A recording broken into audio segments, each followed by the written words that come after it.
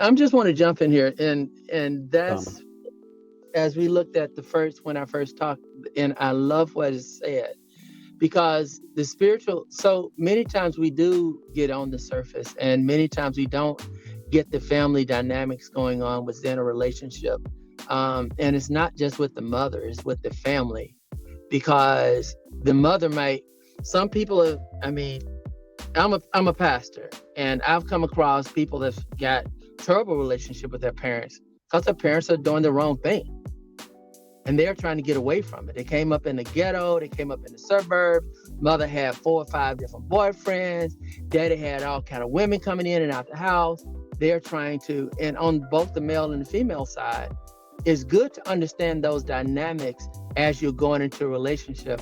But the one thing that a brother told me early in my ministry, he told me, in order to get to the heart, you got to go through the head.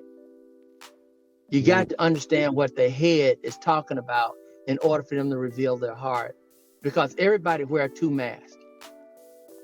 The mask that you see and the mask that they don't want you to see. And so as they are looking at the mask that you want them to see, there's a whole lot of hurt behind there, and everybody has it because we are born in sin, wrapped in iniquity. We all have that hurt. What we do with it, how deep we bury it, how far we bury it, becomes the concern and the question. Because there are some things about my wife. I've been married 29 years. I just wow. so how do you think that worked in our marriage for the first 20 years? That affected our marriage, and I'm sitting there like, what in the world going on here? Because I'm trying to do one thing, and she's like, time out.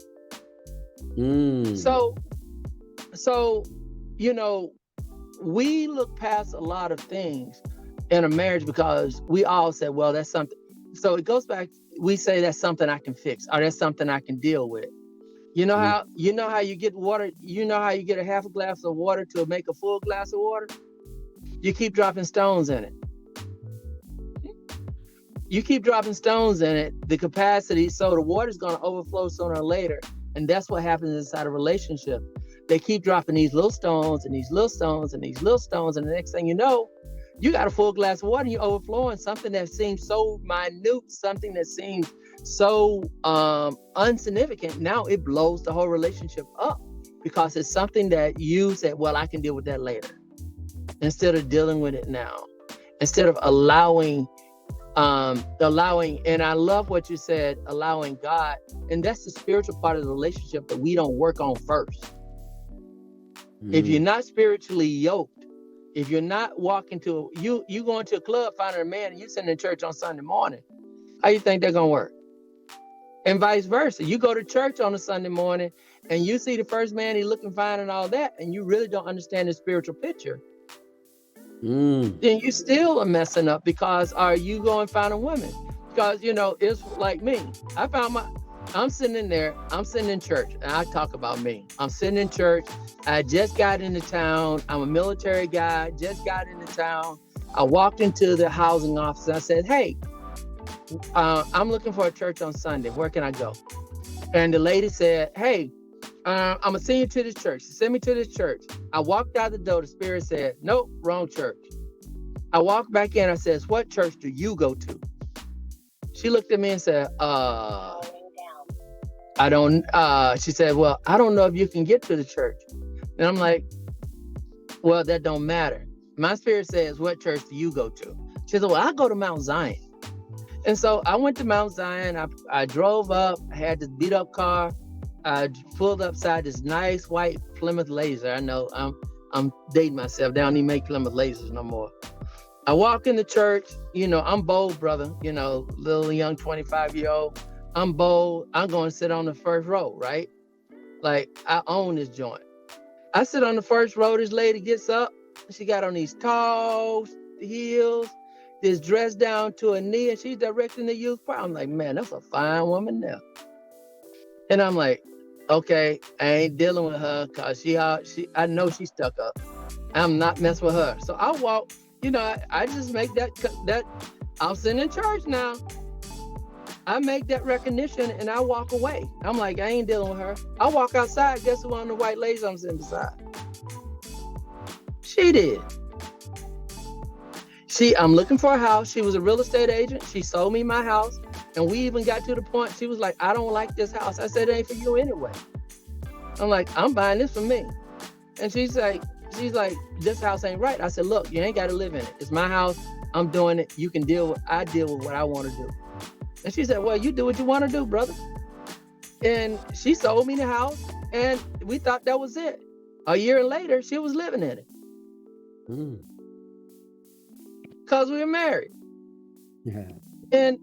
And so, but now, what did I do after I bought that house? I gutted it out. I started fixing it up, putting in some nice stuff, tearing everything, and made sure it was looking good. Because even though I wasn't looking for her, I was looking for somebody with her taste and with her class and with everything that she brought to the table. I like what she brought to the table. It was just some things that I said I wasn't dealing with that she had. I didn't want to deal with her whole package. But God said otherwise. 29 years later, we're still sitting up here loving each other. You know, I'm running across the country. I'm driving 1,000 miles one way, taking care of my parents, you know, hardly ever at home. And she's holding down the fort. And every time I walk in the door, bruised, beat up, toe down, you know, flustered, busted, she picks me up, bandages me up, kicks me back out the door and says, go get him, Tiger. And that's what we need to look at as we're looking for that spiritual yokeness. No, when I'm in church, she's in church. We sit there today. I'm outside working because I'm over one ministry. I'm outside working my ministry. She says, you come and sit with me today? I said, baby, you know I am. And I went in there and sit down with my wife today. And that's the challenge that we have to have, because we have to understand our spiritual place. And, you know, many people look at Proverbs 31 and they talk about that Proverbs 31 woman. And I always tell them, you need to look at the beginning of the story, because they talk about the woman, how well she was and how she walked through the city and she made her money. She made the money. It didn't say he made the money. It said she made the money. Sold her where? She walked through the community. What was the man doing? Sitting at the gate. He was making sure that the spiritual atmosphere that she walked in, she was protected. And so it goes back to what she says. It's not about the money. It's about where that spiritual covering is, that head of household, the head of your spiritual household. We have to make sure that as men, that we provide that for our spouses. And then, for the women, even for the women that we are dating, I had to show my wife, because we were both in the church, she was working in the church.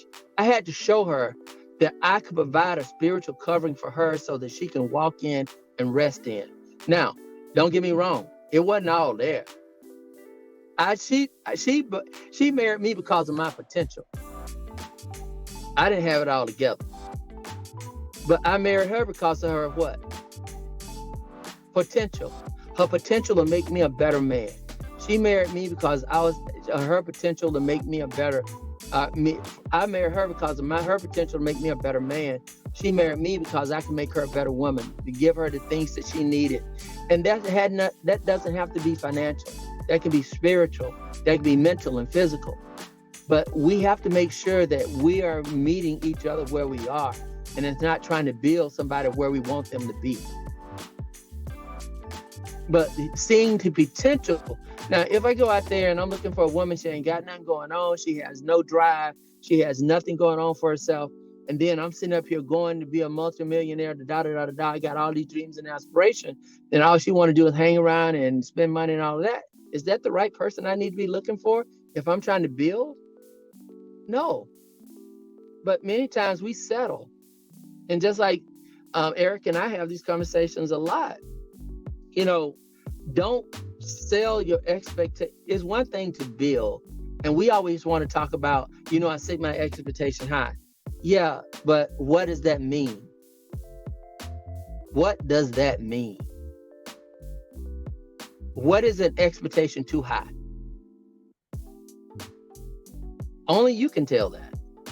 But yeah, you're saying you want somebody already set, then what are you going to build on? How are you going to support that person?